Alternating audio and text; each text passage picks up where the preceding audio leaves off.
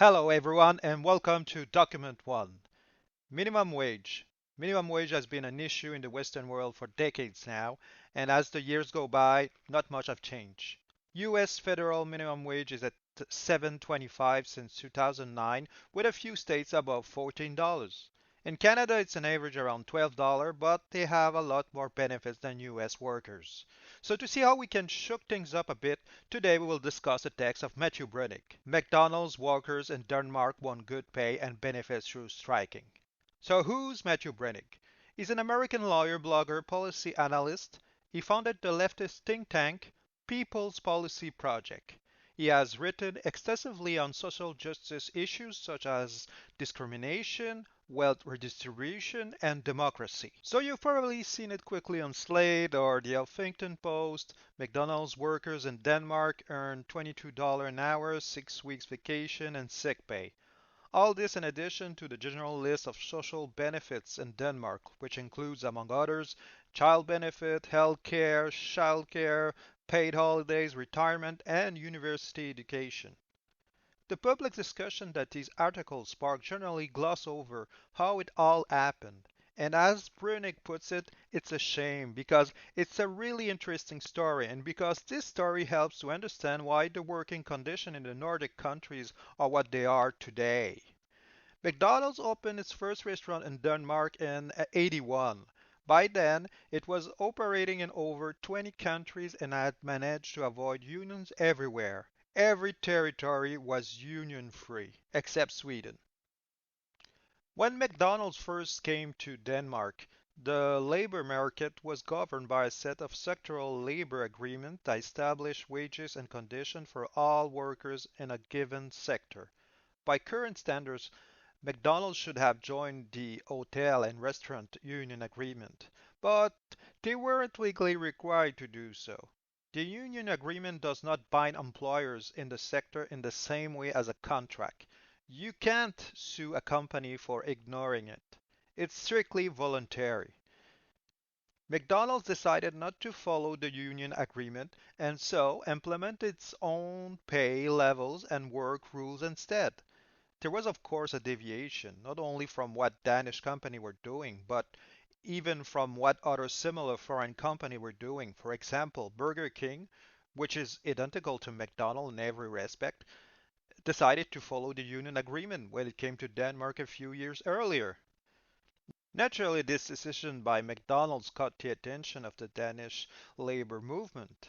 According to news reports, the fight to get McDonald's to honor the Hotel and Restaurant Workers Agreement began in '82, but efforts were very slow at first. McDonald's maintained that it looked like a principled stand against unions and bargaining. In late '88 and early '89, the union decided enough was enough and called sympathy strikes in adjacent industries to cripple company operations. 16 trade unions from different sectors took part in the solidarity strikes. Dock workers refused to unload containers containing McDonald's goods. Printers refused to provide printouts to restaurants such as menus and mugs.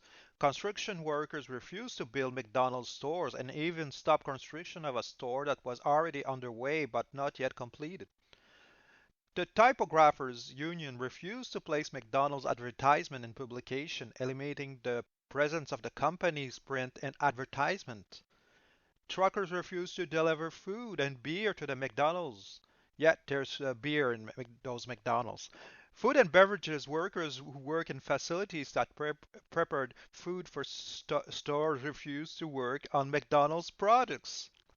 In addition to wreaking havoc on the company's supply chains, unions have engaged in picketing and leafleting campaigns outside McDonald's location, using consumers to boycott the company. Once the sympathy strikes began, McDonald folded quite quickly and decided to start following the hotel and restaurant agreement in '89. This is why McDonald's workers in Denmark are paid $22 an hour. I bring this up because people say a lot about the economies of the Nordic country and why they are so much more equal than ours. When talking about the Nordic countries, the presence of trade unions and sectoral bargaining is certainly mentioned, but it is rare to discuss the radical power and organization of trade unions. If you didn't know better, you'd think the Nordic labor market is what it is because all employers and workers have come together and agreed that their system is better for everyone. And while it is of course true that on a day-to-day basis labor relations in country are peaceful, behind that peace often lies a credible threat that unions will crush an employer who steps out of line, not just by going on strike on the company's side, but attacking everything that affects the company. We saw this most recently in Finland in 2019 when the Public Postal Service decided to cut the pay of 700 parcel handlers by moving them to a different sector agreement than the one they were currently being paid under. Unions responded by striking airlines, ferry, buses, trains, and ports. In the aftermath of these strikes, pay cuts were reversed and the country's prime minister resigned. When these facts are mentioned, people sometimes respond by saying that this kind of strike is illegal here. This is true, but to say that the different legal environment is what explains worker radicalism is to take things backwards. It is not the laws that make worker radicalism, but rather worker radicalism that makes the laws. It should not be forgotten that in its infancy, trade unionism was not entirely by the law. It took the courage of several women and men gathered to fight against oppressive structure and allow us today to have what we have. If we are ever going to reach Scandinavian levels of equality, it is really hard to imagine doing so without building an equally powerful labor movement. We can certainly achieve this, for example, by adopting free university education, but without the unions, we will always be missing a key element. And while legal and political reforms can help strengthen the labor movement, the power of organized labor is ultimately not rooted in the state, but rather in the ability to shut down production and show chaos even when the state is aligned against it. McDonald does not pay high wages to his employee because of a statutory wage floor or even because the state stepped in to enforce a collective agreement. They pay high wages because in the 80s the Danish unions flipped a switch and shut down the whole company. And it's in this direction that we must go.